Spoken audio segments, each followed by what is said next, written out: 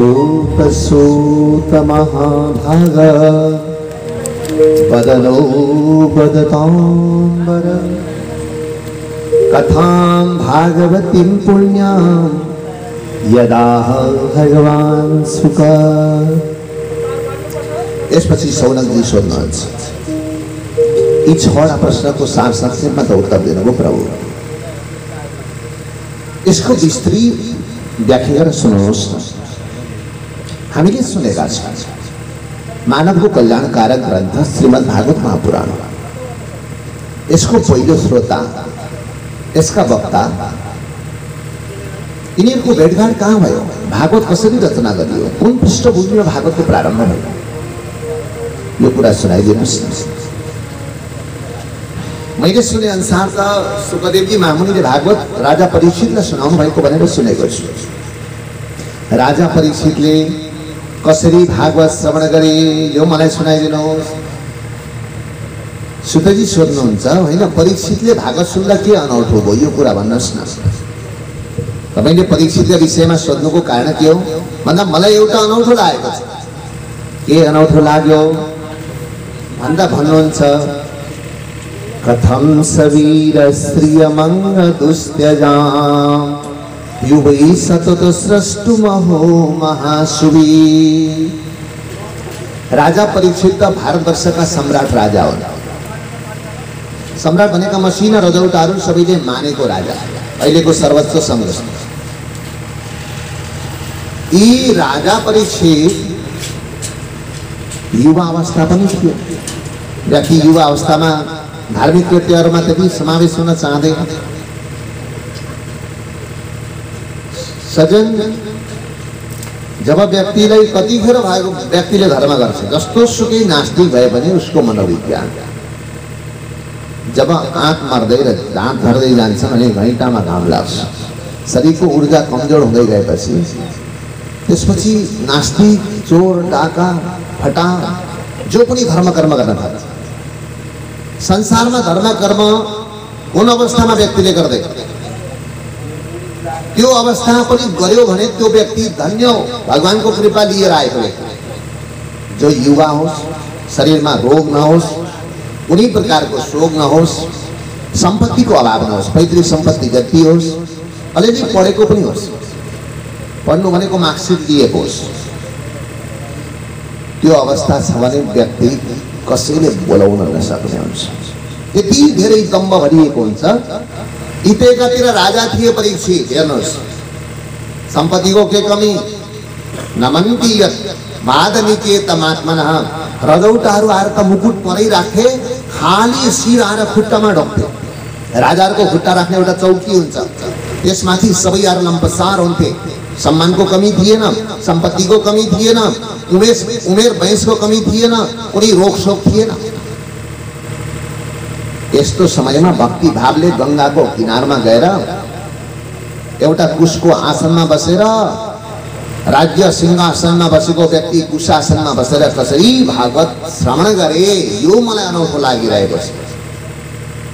यो इतिहास सुनाइदिनुहोस्। अनि भागवत कसरी प्रारम्भ भयो, व्यासजीले कुन पृष्ठभूमिमा लेख्नुभयो, यो भागवतको मर्म औषध। सुतजी भन्नुहुन्छ, जब द्वापर युगको अन्तिम आउँदै थियो, भागवत त्यतिखेर मात्रै लेखिएको होइन, भागवत थियो। भागवत भनेको भगवानको भक्ति गर्नका लागि भगवानसँग जोडिने विधि विधान शैली स्वभाव पद्धतिको नाम भागवत हो। तर यसरी ग्रन्थ एकमुष्ट ग्रन्थ थिएन, छरपष्ट थियो। व्यासजीले रचेको होइन, संग्रह गरेको। सज्जन, द्वापर युगको अन्तिम आउँदै थियो समय, वेदव्यास अवतरित हुनुभयो। वेदव्यासले विचार गर्नुभयो, एउटा कालजयी काम गर्नु पर्यो। कालजयी काम भनेको कहिल्यै पनि संसारमा इतिहास नभेटिने काम। के गर्दा त्यस्तो हुन्छ भन्दा कसैको हित र कल्याण गर्दा, भावी आउने पुस्ताहरूलाई हित हुने कुनै प्रकारको काम गर्दा। सरस्वतीको नदीको तटमा जानुभयो र बस्नुभयो, ध्यान गर्नुभयो, सुनसानमा बसेर एक वेदलाई 4 वेद बनाइदिनु भयो। किन बनाउनु भयो? यसो हेर्नुभयो, हजारौं वर्ष पछाडि आउने कलीमा भारतवर्षका मान्छेहरू कस्ता हुन्छ, यसो ध्यानले हेर्नुभयो हेर्दाखेरि यहाँ अहिलेका मान्छेहरूको स्वभाव त्यतिखेर व्यवस्थित चित्रण गर्नुहुन्छ। भौतिकानां च भावानां कस्ता हुने रहेछन् कलिकालमा मान्छे भन्दा द्वापर युगबाट अहिले हेर्नुहुन्छ भौतिक पदार्थमा मात्र विश्वास गर्ने, जुन जे देखिन्छ त्यसैमा मात्र विश्वास गरिने। भौतिकानां च भावानां अनि भौतिक पदार्थमा मात्र विश्वास गर्दा हुन्छ के? बेफाइदा के हो भन्दा व्यक्तिको शक्ति सकिन्छ। हामी भित्र भएको शक्ति विज्ञानले बाहिर प्रयोगशालामा निकालिदिन्छ। मान्छे गुडिया बन्छ, प्रयोगशालामा बनाइएको औजार शक्तिशाली हुन्छ। हिजो हामीले खनुन्जेल जोतुन्जेल काम गरुन्जेल भारी उठाउन्जेल हामीलाई खाना रोक्थ्यो, निद्रा आउँथ्यो। आज बेसी रोकिएको छ खाना नरोक्ने, अरुचि, हरेक व्यवहारमा अरुचि, निन्द्रा नलाग्ने, डिप्रेसन, अनि रुचियो भने पनि खाना नहुने, यी रोग त हिजो थियो। सबै थोक छ। व्यक्तिलाई दरिद्र भन्ने परिभाषामा जो व्यक्ति दरिद्रको भन्दा गरिब मात्रै दुखी होइन, जो व्यक्ति धेरै धन दौलत सम्पदा भएर खाना पाउँदैन ऊ झन् दुखी हो। गरिब त दिनभरि पाखुरा बजारेर घरमा आएर बेलुका मस्ती खाएर रातभरि भुइँमा सुतेको, उसलाई सिरप पनि चाहिँदैन, घस्ना पनि चाहिँदैन, उसको श्रमले आफै निन्द्रा आउँछ। भौतिक पदार्थको अतिशय सेवाले व्यक्तिको मस्तिष्क कमजोर हुँदै जान्छ, शक्ति ह्रासम, शक्ति कमजोर हुन्छ। हिजो यो एउटा पुस्ता, अहिलेको पुस्ताभन्दा अलि माथिल्लो पुस्ता म्याथको परीक्षामा यसो एकतिर कोरेर के खेस्रा लेखेर त्यहाँ मुनि हिसाब गरेर देखाउँछ। क्यालकुलेटर कसैको हातमा थियो, हामीले परीक्षा लेख्दा पनि चलायौँ। अब हेर्नुहोस्, हिजो 50 सालभन्दा अगाडि, 55 सालभन्दा अगाडि त्यो दशा थियो। त्योभन्दा अगाडिका आमा बुबाहरूले त पढ्नु नि भयो, तर हिसाबमा कहिल्यै बुझुकिनु भएन। यानी 5 कोडीमा 5 कम्ती छ भनेर हिसाब राखेपछि कहिल्यै बिर्सिनु भएन। आजको एउटा म्याथमेटिक्सको विद्यार्थीलाई सोध्नुहोस्, 5000 रुपियाँ 20 जनालाई भाग्ला त बाबु भन्नु भने क्यालकुलेटर छ? छैन। त्यो छैन भने त आउँदैन। खै मस्तिष्क कहाँ गयो? क्यालकुलेटरमा, कम्प्युटरमा। एउटा निवेदन लेख्दा यहाँबाट लेख्न थाल्यो भने A4 साइजको पेपरमा पुछारमा आइपुग्छ लाइन, किनभने त्यहाँ टाइप गर्दा त लेख्नै परेन। भौतिक पदार्थले शक्ति ह्रास गर्दै जान्छ। हिजो सेलरोटी पकाउँदा 20-50 वटा सेलरोटी खाने कति बाबामा अझै हुनुहुन्छ। आज सेलरोटी भन्यो भने ढ्याउ आउन थाल्छ, खानै पर्दैन। सेलरोटी भनेको ढ्याउ आइहाल्छ। यानी कि हरेक पाचन प्रक्रिया कमजोरी, चिन्तन गर्ने प्रक्रिया कमजोरी। हिजो कोही व्यक्ति दुःख पायो भने सङ्घर्ष गर्थ्यो, बाबा आमाले एक चड्कन दियो भने आशीर्वाद सम्झन्थ्यो, बिगार गर्न छोड्थ्यो। आज त्यो एउटा पुलपुलाएको नानीलाई एक चड्कन दिनुहोस् त, डोरी लिएर कहाँ दौडन्छ? बाबा आमाको कन्तवियोग। यानी कि भौतिक पदार्थको सेवनले व्यक्तिको मस्तिष्क मारेछ।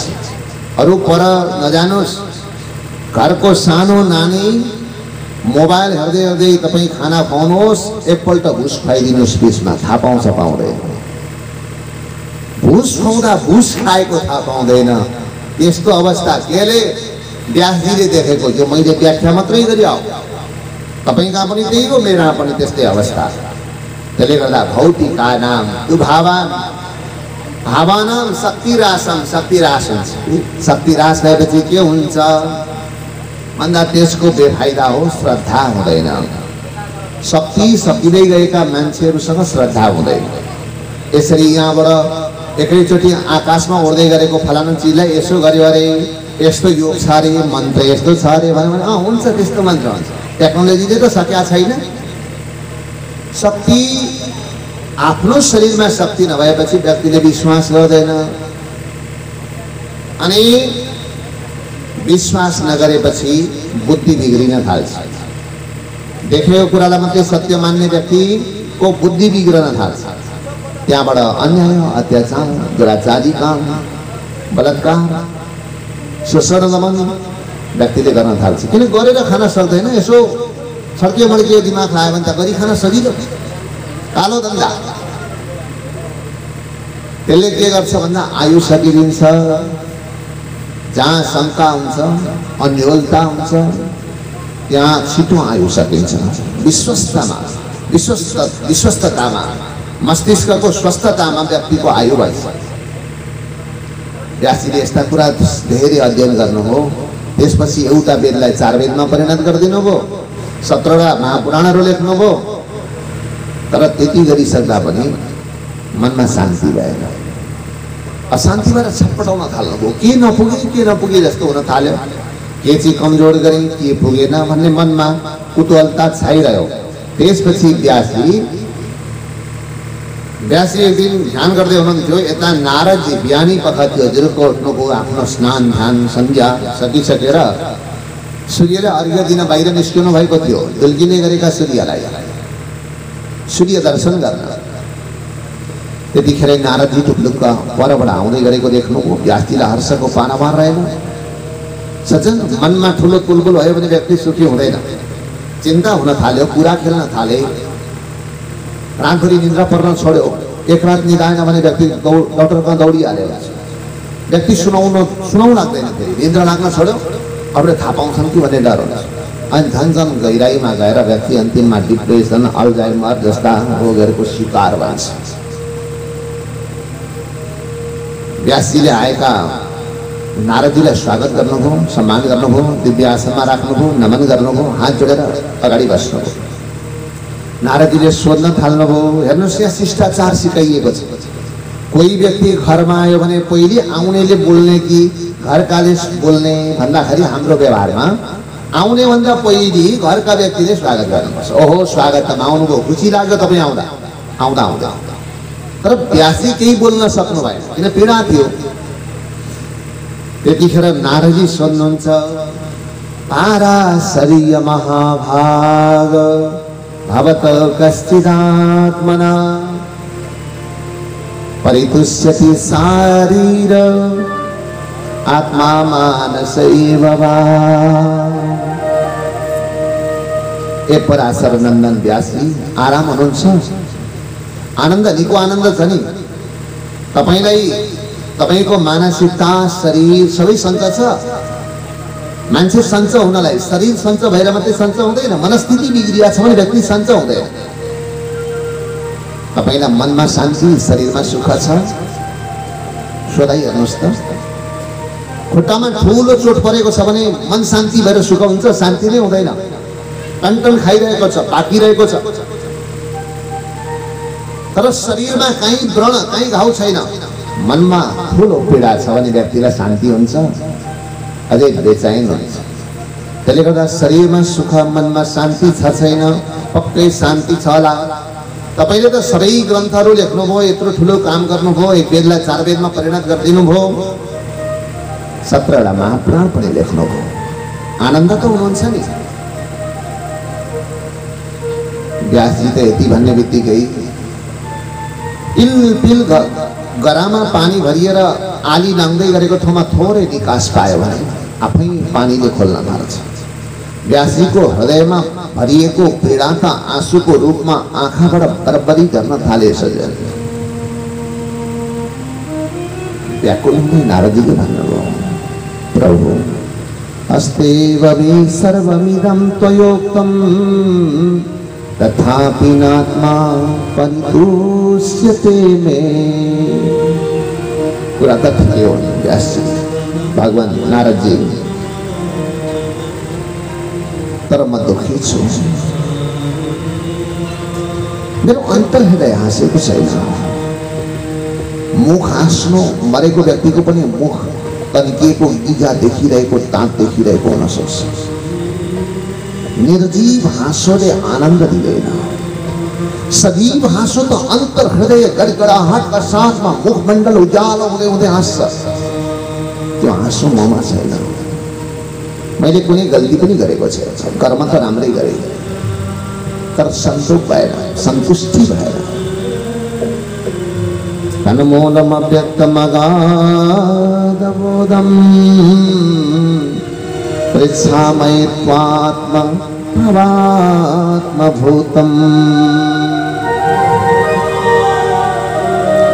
यसको कारण पनि थाहा छैन। कारण के हो, के भएर म दुखी हुँदैछु भन्ने नै थाहा छैन। हे प्रभु, म तपाईको शरणमा छु, यो दुःखको कारण बताइदिनुस् न। किन मनमा सन्तुष्टि भएन, किन आराम भएन, मन चाहिँ भएन। नारदजीले भन्नुभयो, धैर्य धारण गर्नुहोस् ऋषीश्वर, तपाईले राम्रो काम त गर्नुभयो, तर कहीँ राम्रो काममा नराम्रो मिसिएको छ भने त्यसले सन्तुष्टि दिँदैन। लप्पन छप्पन छ भने, कहीँ राम्रो काम गरिरहँदा आफूलाई स्वार्थमा अगाडि उभ्याएको छ भने त्यसले सन्तुष्टि दिँदैन, व्यक्ति सुखी बन्दैन। तपाईले यत्रो 17वटा महापुराणहरू त लेख्नुभयो, तर ती महापुराणहरूमा तपाईले स्वार्थगत केही गलत प्रवृत्तिहरूको पनि व्याख्या गर्दिनु। यद्यपि तपाईले गरेको व्याख्या कहीँ कहीँ पशु हत्याको बारेमा लेखिया छ। कति के भन्नुहुन्छ, पूर्वीय सभ्यताको, पूर्वीय दर्शनका विचार चिन्तनहरू लुकाउँदै हिन्दू धर्ममा कहीँ हत्या हिंसाको वर्णनै छैन भन्नुहुन्छ। कति छ। मैले त कति भेटेको छु। 25-26 वर्ष भयो मैले पनि पढ्न थालेँ, बढी पढाइरहेको छु। तर हत्या हिंसा किन लेखेको, त्यसको प्रयोजन बुझ्न आवश्यक छ विद्वान। किन लेखेको भन्दा पृथ्वीमा जब मान्छेले मान्छेलाई हत्या गरेर मान्छेलाई नै खान थाल्यो, त्यो समयमा ऋषिहरूले विचार गर्नुभयो, अब मान्छेलाई कसरी सुधार्ने भन्दा अब ग्रन्थ लेखिदिनु पर्छ। कस्तो ग्रन्थ, मान्छेले मान्छेलाई मार्नु हुँदैन। त्यो मार्ने अभ्यास भएको व्यक्ति त नमारी बस्न सक्दैन, पशु मारोस् एउटा। मानव संरक्षण भयो। मानव नै हत्या गर्दैछ भने त्यहाँबाट पशुमा झार्यो, पशुलाई हत्या गर्दैछ भने भरे भरे अन्तिममा बनाएर कुष्माण्डमा पुर्याउ। कुबिन्डो काटेर बलिदेऊ, कुष्माण्ड बलि, नरिवल फुटाएर पानी चढाइदेऊ। हत्याको अवशेष, अन्तिम अवशेष संसारका सामान्य प्राकृतिक चिजमा पुर्याउ। हत्याको निषेधको लागि लेखिएको बलि थियो, तर व्यक्तिले आफ्नो प्रवृत्तिलाई प्रश्रय दिनका लागि त्यसलाई त झन् प्रश्रय दिए। स्वार्थका पहिली व्यक्तिले स्वार्थ लागि चाहन्छ, स्वार्थका लागि तर्क खोज्छ। कहीँ भगवतीको कुनै देवी देवताको मन्दिरमा बलि प्रदान गरेको कुनै पशुको शरीर त्यही हराउँथ्यो भने कोही पनि लिएर जाने थिए। त्यसले त भरे स्वार्थपूर्ति हुँदैछ, ठुलो खुसी हुँदैछ, सबै हाँस्दैछ। कहाँ जोडिएको छ सम्बन्ध? त्यसले गर्दा तपाईँले जहाँ बलि लेख्नु, बलि हटाउन लेख्नुभयो, तर व्यक्तिले धन बढाइदिए मूर्खहरू। तपाईँले दुर्व्यसनलाई हटाउन सुव्यसनको व्यवस्था गर्नुभयो, सत्सङ्गको व्यवस्थापन गर्नुभयो, व्यक्तिले दुर्व्यसन छोडेन। जस्तो कोही व्यक्ति खैनी खान्छ, चुरोट खान्छ भने गुरुका शरणमा गएर तिमीले गुरु दीक्षा लिएपछि यस्तो चुरोट खैनी दुर्व्यसन केही पनि लिनु हुँदैन। मदिराजन्य पदार्थहरूदेखि त धेरै टाढा रहनुपर्छ। एकैचोटि छोड्न सक्दैन, बिचरा बिजोग भयो। गुरुले भन्नुभयो, होइन यसो गर, 7 दिनमा 2 दिन व्रत बस्छ, 2 दिन चाहिँ नखाऊ। तर त सुधार गर्ने उपाय 5 दिन चाहिँ खानु, त्यो पनि दिनमा एक खेप मात्रै खानु। दिनमा बट्टा चुरोट सक्ने व्यक्तिले 2 दिनमा एउटा चुरोट खायो, एक बट्टाले 2 हप्ता 4 हप्ता कति पुग्छ? सज्जन 2 दिन त व्रतै बस्यो, 2 दिन त छोड्यो। अम्मल 3-4 महिना छोडेपछि अब त्यो अम्मलले पनि छोड्दै गयो। क्रमिक रूपमा व्यक्ति सुध्रिँदै गयो। अब हप्तामा एक पटक मात्रै एउटा सेवन गर। कुनै पनि नराम्रो प्रवृत्ति एकैचोटि छुटाउन सकिँदैन, क्रमिक रूपमा न्यूनीकरण गर्दै जानुपर्छ। व्यासजीले अरू ग्रन्थमा कोही खराब प्रवृत्तिहरू लेखिदिनु भयो भने पनि त्यो संसारमा गरोस् गरेर होइन, हटाउनका लागि, निषेधका लागि लेखिएको निषेध हो, विधि हो। तर व्यासजी तपाईले लेखेका ती अरू ग्रन्थहरूमा हत्या, हिंसा, चोरी, चकारी, हरेक प्रकारका लप्पन छप्पन यस्ता चिजहरू लेखिएकोले गर्दा त्यसलाई सज्जनहरूले अन्तर्हृदयबाट स्वीकार गर्दैन। अब तपाईँ एउटा त्यस्तो ग्रन्थ लेख्नुहोस् जहाँ अन्याय, अत्याचार, पापाचार, दुराचार, भ्रष्टाचार, शोषण, दमन, दुर्व्यसन, हत्या, हिंसा, कुनै प्रकारका खराब प्रवृत्तिहरूको व्याख्या नभएको विशुद्ध भगवत भक्तिले ओतप्रोत भएको ग्रन्थ लेखिदिनुहोस्। यत्र क्व वा भद्रमभूतमुष्य किम् ओवार्थ आप्तो भजताम स्वधर्मतः।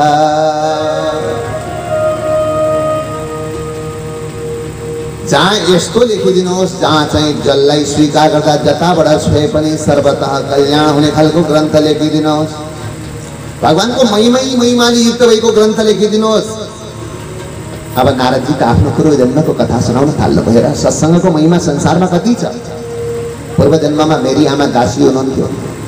कसैको घरमा एकजना ब्राह्मणको घरमा दास बसेकी थिए मेरी आमा। मेरा पिताको मृत्यु त म गर्भमा प्रवेश गर्दा गर्दै भएछ, मैले थाहा पाइनँ। म जन्मेर 5 वर्षको भएको थिएँ। अहम पुरातीत भवे भवम मुने दास्यास्तु कस्याश्च न वेदवानिना। त्यो गाउँमा चतुर्मासा यज्ञ गर्ने भएछ। 4 महिनासम्म श्रावण भदौ असोज कार्तिक शुक्ल हरिबोधिनी एकादशीमा पूर्णिमासम्ममा सकिने गरीको यज्ञ। एकजना गुरुहरू सन्तहरूलाई ल्याउने, 4 महिनासम्म गाउँलेहरूले व्यवस्थापन गर्ने, दिनै सत्सङ्ग गरेर आनन्दित गर्ने। यो चतुर्मासा यज्ञ गर्ने भाइ। अब मेरी आमा को थिइन् भन्दा मेरी आमा दासी हुनुहुन्थ्यो। थिइन् त ब्राह्मणका घरमा, तर नोकर चाकरले नोकर गर्ने, कसैको सेवा गर्ने व्यक्ति ब्राह्मण कहाँ भए पनि जसका भए पनि फरक पर्दैन। कुरै उठ्यो सबै दुखी गर्नुपर्छ। कुनै पनि बन्धन संसारमा सुखको कारण हुँदैन। पिञ्जडालाई सज्जन फलामको जन्जिरमा राखे पनि, सुगालाई एउटा फलामको पिञ्जडामा राखे पनि, सुनको पिञ्जडामा राखे पनि उसका लागि बन्धन बराबरी हो। देख्नेले भलै हर कति धनी रहेछन् सुनको पिञ्जडामा सुगा भन्ला, तर सुगाका लागि न सुन न फलाम।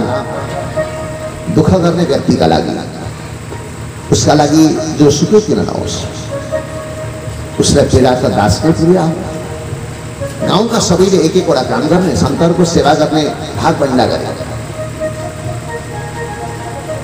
मेरी आमालाई ती ब्राह्मणले भाँडा मोल्न भनेर पठाइदिए। सन्तहरूले भोजन गरिसकेपछि ती पात्र माझ्नका लागि भनेर मेरी आमालाई पठायो। मेरी आमालाई लाग्थ्यो यो मेरो छोरो चाहिँ ज्ञानी बनिदियोस्। म 5 वर्षको थिएँ। सन्तहरूले सत्सङ्ग गर्नुहुन्थ्यो। दिनभरि गाउँलेहरू आएर भरि भराउसँगले सत्सङ्ग श्रवण गरेर बस्थे। मेरी आमाले लानुहुन्थ्यो, हेर बाबु त यहाँ बसिरहे कहीँ नपुग्नु नि, सत्सङ्ग गर्नु। किन दासीको छोरो कसैले पिटिदिएला आमाको मन। म पनि बसिरहन्थेँ। नारदजी भन्नुहुन्छ म अरू बच्चा जस्तो थिइनँ, ममा चञ्चल चपलता थिएन। सज्जन 5-6 वर्षसम्म पूर्व बाल्य अवस्था 2 वर्षदेखि त्यो समयका बच्चाहरू अत्यन्त चञ्चल चपल हुन्छन्, एक ठाउँ बस्न सक्दैन। यस्ता बच्चाहरू साह्रै एकै ठाउँ बसिरहे भने 2 प्रकृतिका हुन्छन्। पछि कि सन्त हुन्छन् कि सुस्त हुन्छन्। हामी चकचक गरे भन्छौँ, चकचक गऱ्यो भने व्यक्ति त्यति बाठो हुन्छ, जति चञ्चल त्यति बाठो। 2 देखि 6 का बीचका बच्चाहरू म कहीँ पनि आमाले भनेपछि सबै कुरा मान्थे। नारदजी भन्नुहुन्छ म त बसिरहेँ, सत्सङ्ग सुन्न थालेँ। महात्माहरू यसो हेर्नु हुँदो रहेछ, एउटा सानो बच्चा बसेर सुन्छ। अरे महात्माहरू अभिष्यान्न घिउमा बनाएको चिज, दुधमा बनाएको चिज खानुहुन्थ्यो। म पनि महात्माहरू हेर्दै हेर्दै उही खाएको ठाउँमा जान्थेँ। 1 दिन 2 दिन बसेपछि त महात्माहरूले पत्तामा खानुहुन्थ्यो। मलाई पनि पत्तामा खाने कुरा दिन थाल्नु। मिठो मिठो खाने कुरा पाएपछि त म खाना पनि पाएँ। जेरी जस्तो केही काम पनि गर्नु परेन, बसेर सत्सङ्ग सुनिरहेँ। के भन्नुहुन्छ नारदजी? आज भोलि पर्सि जहिले सुन्दा त म त मेरी आमा त्यति नै प्रसन्न हुनुभयो, मेरो नानी कहीँ हिँडेन सत्सङ्ग सुन्यो। मलाई पनि भित्र सत्सङ्गले छुन थाल्यो। उच्चिष्टले पाननुमोदितो तिजे सकृत्स्म भञ्जे तदपास्तकिलरिसः एवं प्रवृत्तस्य विशुद्धचेतसा तद्धर्म एवात्मरुचि प्रजायते। मैले त आहार पनि सन्तले खाने आहार पाउन थालेँ, विचार पनि सन्तले दिने विचार पाउन थालेँ। मान्छे संसारमा परिवर्तन हुनका लागि सज्जन 3वटा कुराहरू परिवर्तन भएन भने स्वरूप बदलेर व्यक्ति बदलिँदैन। यानी कि लुगा पहेँलो लगाएर व्यक्ति साधु बन्दैन, त्यो त बाह्य आवरण हो। पनि दुष्टले सन्तको वेशभूषा बनायो भने अझै खतरा हुन्छ। कहाँ कहाँ धोका दिने हो, जहीँ धोका दिन सक्छ। लुगा पहेँलो गरी हुन्न ज्ञानी, पवित्र मृगासनमा बसेर रुद्राक्ष माला शिरमा गुथेर शरीरमा पूर्ण घसी खरानी। लुगा पहेँलो गरी हुन्न ज्ञानी, लुगा पहेँलो गरी हुन्न ज्ञानी। साधु सज्जन लुगा पहेँलो गर्दा हुने भए 1000ले व्यक्ति साधु हुने थियो। 2-4 सयको धोती किन्यो, 2-4 सयको माथि ओढ्ने किन्यो, 20 रुपियाँको रुद्राक्षको माला किन्यो, चन्दन 20 रुपियाँको किन्यो, घस्यो, व्यक्ति साधु भयो। लुगाले साधु हुँदैन, विचारले साधु हुनुपर्छ। तर विचारले साधु भएपछि लुगासँग उसले प्रभाव राख्दैन। त्यही भएर ऊ के लाउँछ? सात्विक वस्त्र धारण गर्छ। भित्रै साधुता केले बढ्छ भन्दा व्यक्ति पहिले परिवर्तनका लागि विचार बदल्नुपर्छ। जो व्यक्तिको विचार बदलिएको छैन त्यसले स्वरूप बदल्यो भने समाजलाई धोका हुन्छ। चाहे समाज सेवा गर्ने होस्, चाहे राजनीतिकर्मी होस्, चाहे धार्मिक होस्, चाहे कोही व्यापारी होस्, विचार नबदलेको व्यक्ति बदलिन सक्दैन। पहिलो व्यक्ति बदलिने पहिलो चरण हो विचार। सज्जन बन्नु लाग्यो भने सब विचार लिनु पर्यो। अर्को विचारलाई टिकाएर राख्ने चीज के हो भन्दा आहार। हामीले खाएको चीजबाट हाम्रो शरीरमा हरेक ऊर्जाहरू प्राप्त हुन्छ। विचार त बदलियो। एउटा सन्तले, ठुलो सन्तले अलिकति मदिरा पियो भने उसका चाहिँ खुट्टा भाङ्गिँदैन भन्ने हुँदैन, खुट्टा भाङ्गिन्छ। किन भन्दा आहार ठिक भएन, विचार त ठिक थियो। पिरो खाँदा गुलियो हुँदैन, जस्तै सज्जन भयो, पिरोले पिरे हुन्छ। वस्तु शक्तिले ज्ञानको अपेक्षा राख्दैन सज्जन। आफ्नो शक्ति देखाएर छोड्छ। खोर्सानी पिरो, निम तितो, कागती अमिलो। कागती हामीले बजारबाट किनेर ल्यायौँ, तर कागती ठुल्ठुला थिए। नोटको कागती, पहाडको कागती खुसी भएर लिएर आयौँ। घरमा ल्याएर यसो कागतीलाई सुधारेर यसो खाना खोज्दा त गुलियो छ। हामी के गर्छौँ? रमाउँछौँ। हामीले किनेको गुलियो पाइएछ सुन्तला भनेर हामी खुसी हुँदैनौँ। हामी गाली गर्छौँ, कस्तो डुप्लिकेट कागती ल्याएछन् फटाहरूले, गुलियो कागती खाइसक्नु छैन। किनकि हाम्रो अपेक्षा गुलियो होइन, अमिलो। जति अमिलोको त्यति खुसी हुन्छ। नारदजी भन्नुहुन्छ, एकातिर विचारको खोराक त मैले सत्सङ्गबाट प्राप्त गरेँ, अर्कोतिर सन्तले खाएको अमृत तुल्य सात्विक भोजन प्राप्त गरेँ। यथा अन्न तथा मन, जस्तो अन्न खान्छ व्यक्तिको मन त्यस्तै हुन्छ। बिस्तारै बिस्तारै तद्धर्म एवात्म रुचि प्रजायते। त्यही सन्तको धर्ममा मलाई अभिरुचि पैदा हुन थाल्यो। निरन्तर 4 महिनासम्म सुनिरहे। 4 महिना पुरा भयो। यज्ञ समापन भयो, चतुर्मास यज्ञ। त्यसपछि सबै महात्माहरू गाउँलेहरूबाट बिदा लिएर हिँड्न लाग्नुभयो। ती सज्जनहरू हिँड्न थालेपछि गाउँलेहरू हातमा पुष्पका गुच्छा लिएर नमन गर्दै थिए। आँखाभरि आँसु पनि आएका थिए। सत्सङ्गबाट छुट्दा सबैका हृदयमा पीडा थियो, पीडाबोध भइरहेको थियो। यहाँबाट सबै निस्केर जाँदै गर्दा म रोइरहेको थिएँ। म सन्तसँगै जान चाहन्छु। मेरी आमा पनि ठुलो ठुलो एउटा कुनामा बसेर हेर्दै हुनुहुन्थ्यो। म सन्तसँगै जानलाई दौडिँदै थिएँ। आमा पनि रुँदै हुनुहुन्थ्यो, म पनि रुँदै थिएँ। तर आमा र मेरो रोदन फरक फरक प्रयोजनको थियो। आमा छोरो जाने भयो, बालक छोरो जीवनको सहारा पुत्र जाने भयो। यो पीडा थियो आमालाई। म जान पाइनँ भन्ने पीडा थियो। मैले जाँदै गरेका एकजना सन्तको फेर पक्रिएँ। महात्माको यात्रा त्यही रोकियो। सबै स्तब्ध भयो। मलाई सोध्नुभयो, महात्माले किन रोएका बाबु? म तपाईँहरूसँगै जान चाहन्छु। अनि मेरी आमालाई सोध्नुभयो, तिमी किन रोएकी? मेरी आमाले भन्नुभयो, मेरो जीवनको सहारा नै यो थियो। यो छोरो पनि तपाईँहरूसँग जान लाग्यो, त्यो पनि 5 वर्षको नाबालक। तपाईँले कहाँ अनुशासन नियमहरू कसरी पालना गर्छ? सन्तहरू सबको पढ्नु। यो सानो बच्चामा पलाएको भगवत भक्ति, भगवत प्रेरणा देखेर सबै सन्तहरू छक्क परे। त्यसपछि भन्नुभयो, हेर बाबु, तिम्रो आमाको साडा कोही छैन, तिमी बस्छ। संसारमा हरेक काम गर्ने अलिकति खुल्ला ठाउँ ईश्वरले आफै प्रदान गर्छ। तिमीलाई भोलि यो स्पेस खाली ठाउँ आफै प्रदान हुनेछ।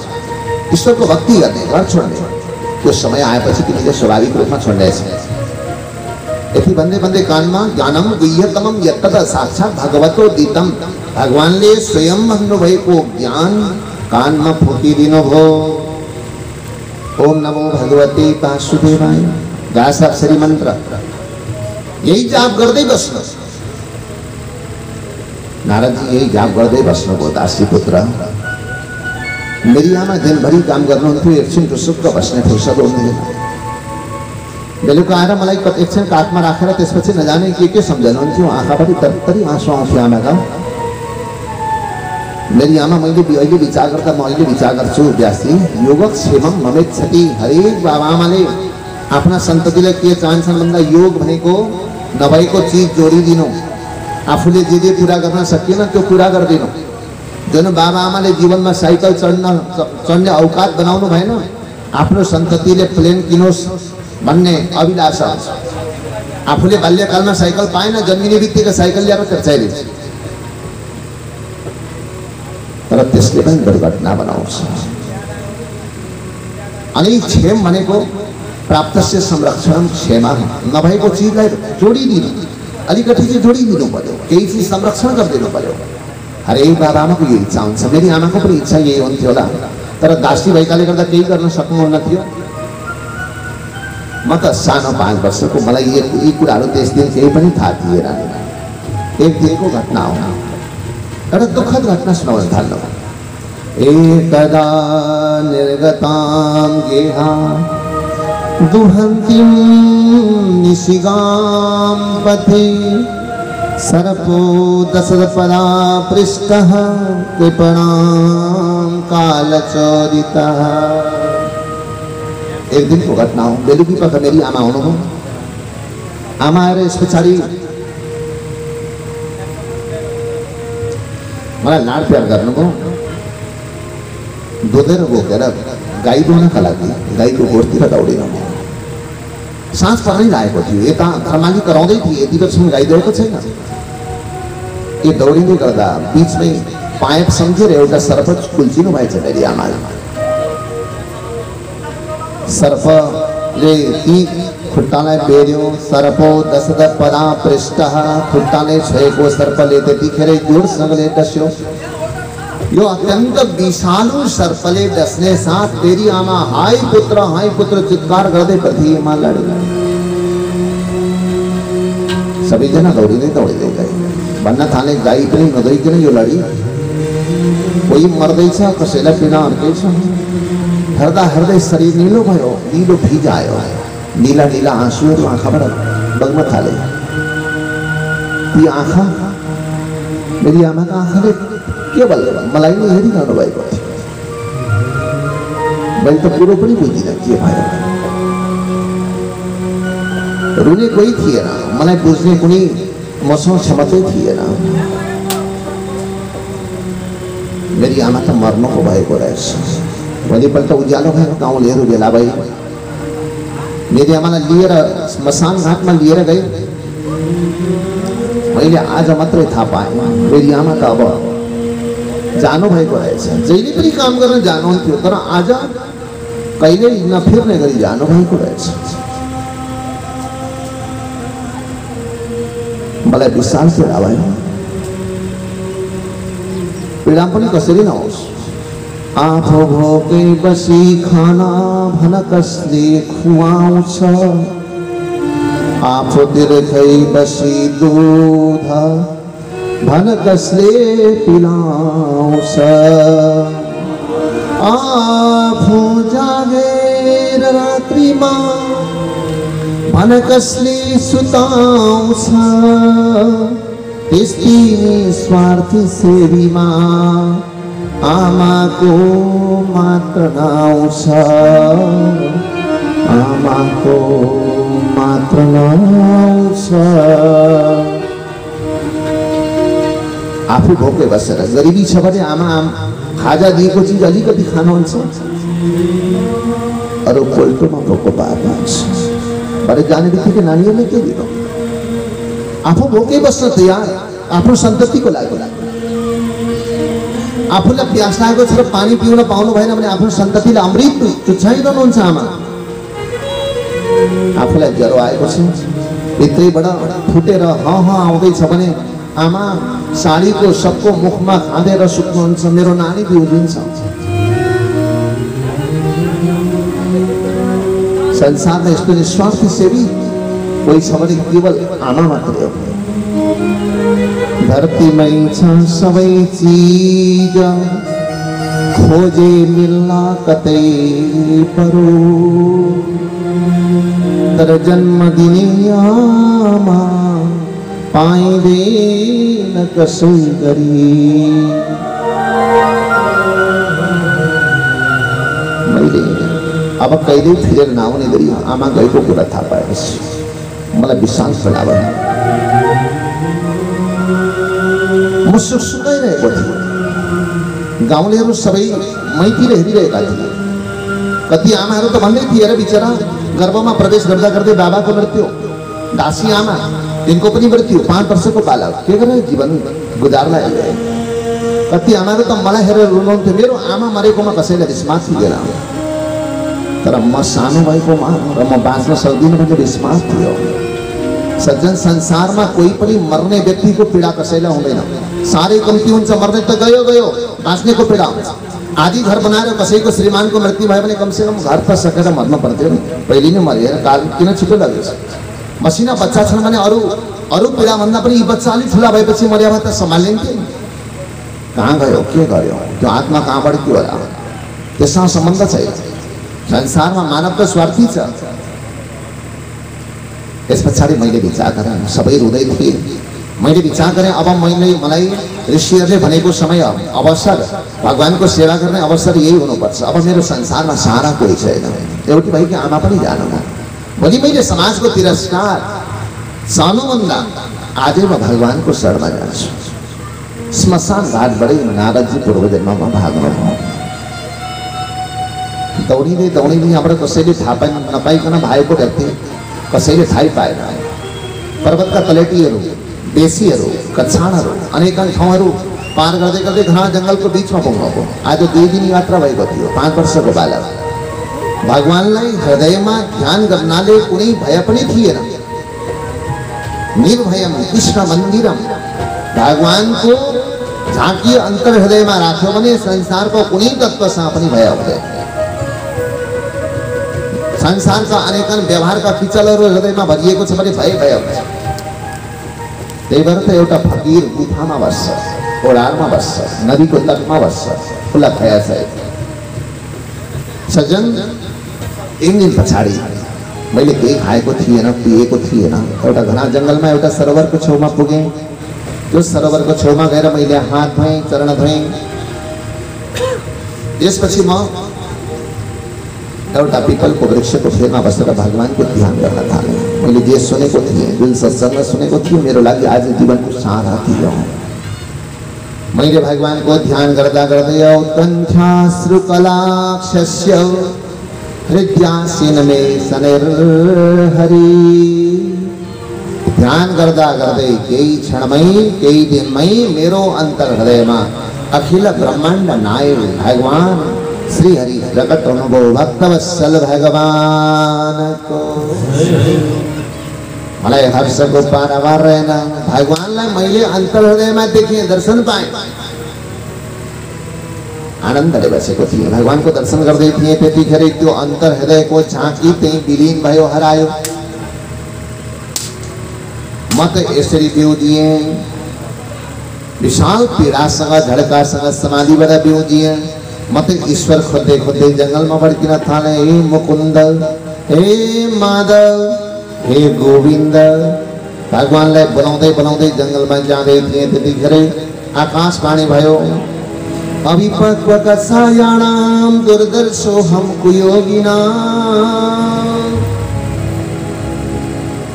हन्तास्मिन् जन्मनि भवान् मां द्रष्टुमिहार्हसि।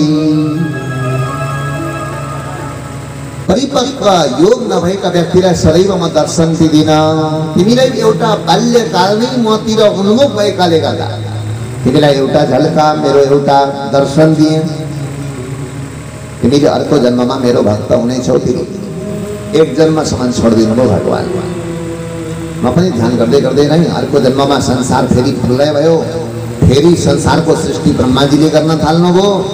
म कसैको कुनै आमाबाट जन्मिन, म त ब्रह्माजीको प्राणी यो हंस जगिरे प्राणबाट म जन्मिए, ब्रह्माजीको प्राणबाट म बाहिर प्रकट भएँ। त्यसले गर्दा मलाई कुनै कालको भय छैन।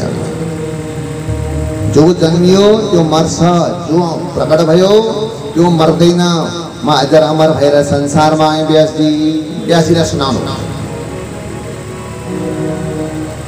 अनि व्यासजी यस पछाडि के भन्नुहुन्छ हेर्नुहोस्। व्यासजी भगवानको भक्ति गरेको, भगवानको सत्संग गरेको कतिखेर काम लाग्छ भन्दा सङ्कट आउने बित्तिकै काम लाग्छ।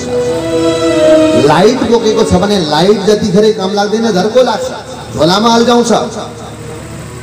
अर्को यो लाइट बलुन्जेल, विद्युत बलुन्जेलसम्म सानो टर्च लाइट हामीलाई चाहिँदैन। तर जतिखेर लोड सेडिङ हुन्छ, अन्धकार छाउँछ, मोबाइलको सानो दियालो हालेर पनि व्यक्ति उज्यालो भएको महसुस, शान्ति भएको महसुस लाग्छ। सत्सङ्ग सङ्कटमा काम लाग्छ। त्यसले गर्दा नारदजी म त यो जन्ममा सदैव भगवानको पूर्व जन्ममा सत्सङ्ग गरेको प्रभावले, भगवानको नाम दिएको प्रभावले भगवानको भजन गर्दै गर्दै हरेक लोकमा जान सक्छु। तसर्थ तपाईँ त्यस्तो ग्रन्थ लेख्नुहोस् जुन ग्रन्थ सुन्नाले, भन्नाले र जसप्रति उन्मुख हुनाले व्यक्तिलाई अभय प्राप्त होस्। अभय भनेको के हो भन्दा निर्भयता, भय नहोस्। कस्तो भय भन्दा डर। केमा डर लाग्छ भन्दा हामीलाई एउटा डर छ, त्यो डरले गर्दा अनन्त डरहरू लाग्छ। केमा डर छ भन्दा एउटा डर हो मृत्यु। जेमा पनि मृत्यु, हामी त्यो मृत्युलाई जोडेर हेर्छौँ। त्यही भएर हामीलाई जतिखेर केको डर लाग्छ, मृत्युको डर लाग्छ। धेरै खाना रुच्यो हामी खुसी हुन्छौँ, होइन नि? हिजोभन्दा धेरै रुच्यो भने खाजा सामल बोकेको हो कि क्या हो, धेरै खाना रुच्न थाल्यो, एक्लै भाँडो सबै सकियो। रुच्यो भने पनि डर, एक दिन खाना रुचेन भने मरिन्छ कि क्या हो, खाउनु लाग्न छोड्यो, खाना नरुचे पनि डर।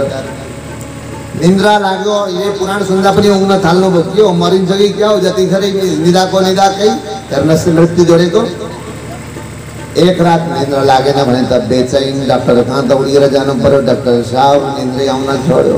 डर, एको डर, मरिन्छ कि डर। ठेस लागे डर। बाटामा आउँदा सर्प देख्नुभयो भने झन्नै मरे, यत्रो सर्प देख्दा पनि झन्नै मरे। हरेक चिजमा डर। केमा डर? सम्पत्ति धेरै भए पनि डर, नभए पनि डर। त्यसले गर्दा डर के को भन्दा मृत्युको। मृत्युसँग जोडेर मान्छे सदैव भयभीत रहन्छ। नारदजी भन्नुहुन्छ व्यासजीलाई, जो निर्भयता प्रदान गर्ने भगवानको भक्तिले युक्त भएको सद्ग्रन्थ तपाईँ रचना गर्नुहोस्, जसलाई सज्जनहरूले, ज्ञानीहरूले के गर्छन् भन्दाखेरि त्यस्तो ग्रन्थलाई शृण्वन्ति, गायन्ति, गृह्णन्ति साधव। सुन्छन्, गान गर्छन्, आनन्दसँगले बसेर सुन्छन्। यति उपदेश दिनुभयो। यो उपदेश दिएपछि नारदजी आफ्नो बाटो लिएर जानुभयो। यही सरस्वती नदीको तटमा बसेर वेदव्यासले श्रीमद् भागवत महापुराणको रचना गर्नुभयो। 18,000 पद्य भएको, 12वटा स्कन्द भएको, विचार, व्यवहार अनि यहाँ भएका कथावस्तुहरू सबै अध्यात्मसँग जोडिएको अत्यन्त सुन्दर भावले ओतप्रोत भएको ग्रन्थ रचना गरिसक्नुभयो। त्यसलाई कयौँ पटक आफै अनुशीलन गर्नुभयो। र कस्तो यहाँ के भन्नुहुन्छ, भक्तिरुत्पद्यते पुंसा शोक मोह भयापह। मैले त अघि त भएको मात्रै कुरा गरेँ। यहाँ के भन्नुहुन्छ, शोक हटाउने वाला अनि मोह हटाउने वाला अनि भय हटाउने वाला। शोक कसको हुन्छ? कोही व्यक्ति आफन्त निकटको व्यक्तिको मृत्यु भयो भने शोक हुन्छ। अमेरिकामा 10 जना मरे अरे, प्रभाव पर्दैन, है मरेछ मान्छे। आफ्नै घरमा 1 जना मर्यो, कत्रो भावासी हुन्छ। शोक भनेको नदीको निकटतम व्यक्तिको निधन हुँदा शोक लाग्छ। त्यसमा पनि आफूभन्दा माथिल्लो पुस्ताको मृत्यु भयो भने अलि हलुङ शोक लाग्छ। आफूभन्दा मुनिको छोरा छोरी नाति नातिनाको मृत्यु भयो भने जीवनभर त्यो शोकले पीडित ल्याउँछ। आफ्नो नानी सँगैको अर्को नानी अलि ठुलो हुँदा मेरो बचिरहेको थियो भने त्यो नानी एक्लै हुन्थ्यो, रुन थालिहाल्यो। उसको विवाह भयो, यतिखेर मेरो पनि बच्चाको विवाह हुन्छ, रुन थालिहाल्यो। जीवनभरको पीडा। यो शोकलाई भागवतले हटाउँछ। यहाँ भन्नुहुन्छ भागवतको विशेषतामा व्यासजीले कस्तो भागवत लेख्नुभयो भन्दा शोकलाई हटाउ। कसरी शोकलाई हटाउँछ? शोक भनेको इन्टरनल कुरा हो। बाहिर शोकको यति क्विन्टल शोक भन्ने हुँदैन। मनस्थितिमा आएको एक प्रकारको बाधा व्यवधान हो शोक। यसलाई कसरी हटाउँछ भन्दा संसारमा जन्मिएको हर व्यक्ति मर्ने रहेछ। हर व्यक्ति मर्ने भएपछि भोलि म पनि मर्छु, कोही मभन्दा अगाडि मर्यो त के फरक पर्यो, पनि मर्यो, उसको समय त्यति रहेछ। व्यक्तिले सहज रूपमा मृत्युलाई लिन सक्छ। अर्को मोह भनेको मनलाई व्याकुल बनाउने चिज हो। त्यो मोह भनेको के हो भन्दा अब यति गरौँ व्यक्तिको मनस्थिति झन्झन बढ्दै जान्छ। जति कमायो जति बनायो, व्यक्तिले परिस्थिति बदल्न सक्छ तर मनस्थिति बदल्न सक्दैन। भागवतले परिस्थिति बदल्ने भन्दा पनि मनस्थिति बदलिदिन्छ। भक्तवत्सल भगवानको